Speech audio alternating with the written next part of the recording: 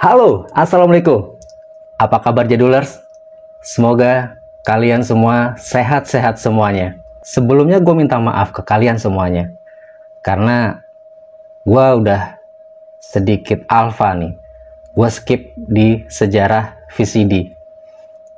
Jadi begitu konten mengenai sejarah Laserdisc yang kemudian langsung loncat ke sejarah DVD, itu langsung banyak komen di konten gua yang banyak yang menanyakan mengenai sejarah format VCD. Jadi gua diserang sana sini. Kok pembahasan VCD nggak ada gitu? Ini contohnya nih. Waduh, banyak banget kan. Asli. Gua minta maaf banget. Woi, nutupin muka gua lu. Ayo, yuk, dah. Udah kelihatan muka gue ya. Di episode ini, gue akan membahas mengenai sejarah VCD. Inilah ceritanya. Check it out. Hey, we're meet on the town here. Let's take a ride. Semua benda punya cerita, nothing to hide. Oh yeah. Oke Jadulers, sebelum mulai ceritanya, gue ngopi dulu ya. Biar nggak oleng. VCD atau Video Compact Disc adalah format penyimpanan video digital yang booming di akhir 90-an, terutama di Asia Tenggara.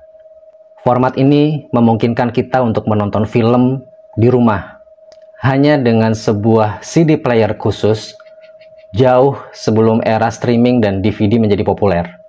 VCD merupakan hasil kerjasama atau konsorsium 4 perusahaan raksasa elektronik, yaitu Sony dari Jepang, Philips dari Belanda, GVC dari Jepang, dan Matsushita atau yang sekarang disebutnya sebagai Panasonic, itu pun dari Jepang.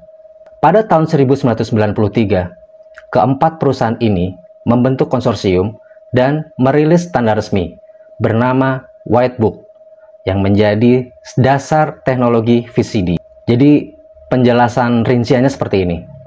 VCD adalah format video digital yang dirancang untuk menyimpan dan memutar video pada cakram padat atau CD. Ini adalah format yang populer sebelum adanya DVD.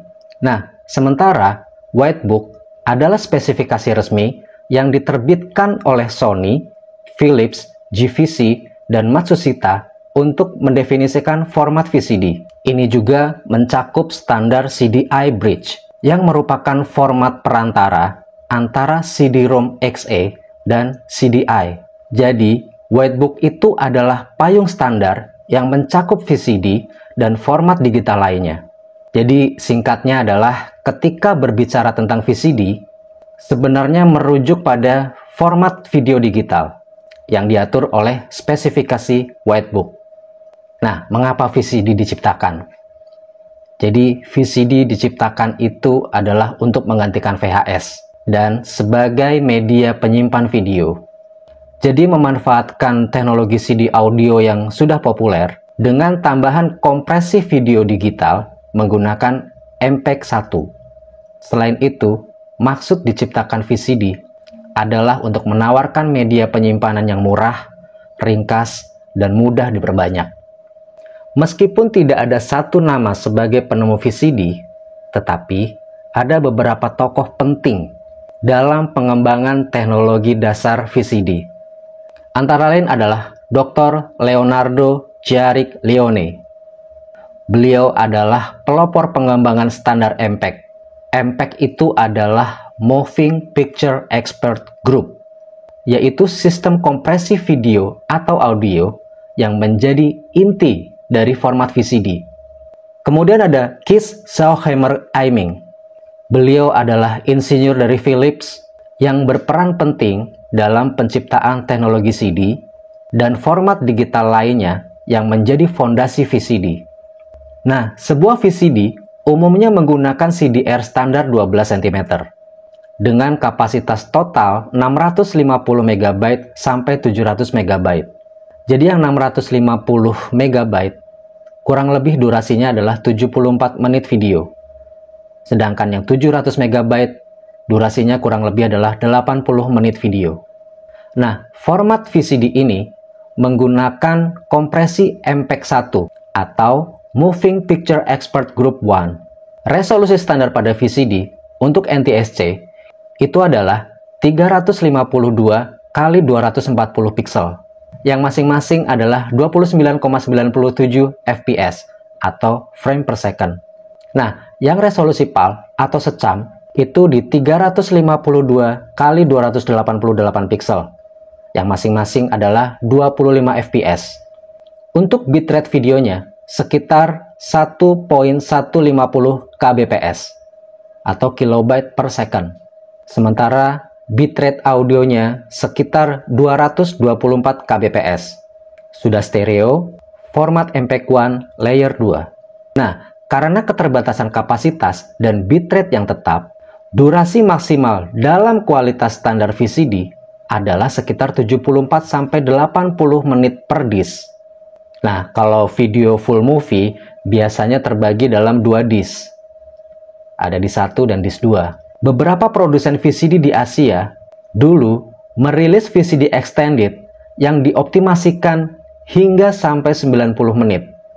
Namun mengorbankan kualitas gambar. Secara kualitas, VCD itu lebih baik daripada kaset VHS, namun jauh di bawah DVD. Nah, di VCD juga tidak mendukung fitur seperti subtitle interaktif, menu navigasi lengkap, multi-angle, atau fitur tambahan yang ada di DVD. Nah, film Hollywood pertama kali yang dirilis dalam format VCD adalah yang berjudul The Fugitive, yang dirilis pada tahun 1993 dan dibintangi oleh Harrison Ford dan Tommy Lee Jones. Nah, negara Asia yang menerima rilisan VCD film tersebut adalah negara China dan Singapura sebagai pasar uji coba VCD. Kenapa film The Fugitive yang dipilih, yang dirilis dalam format VCD? Karena film ini sangat populer secara global. Jadi film The Fugitive itu adalah salah satu box office yang paling hit saat itu. Nah, momentum film tersebut itu bertepatan dengan awal diperkenalkannya format whitebook.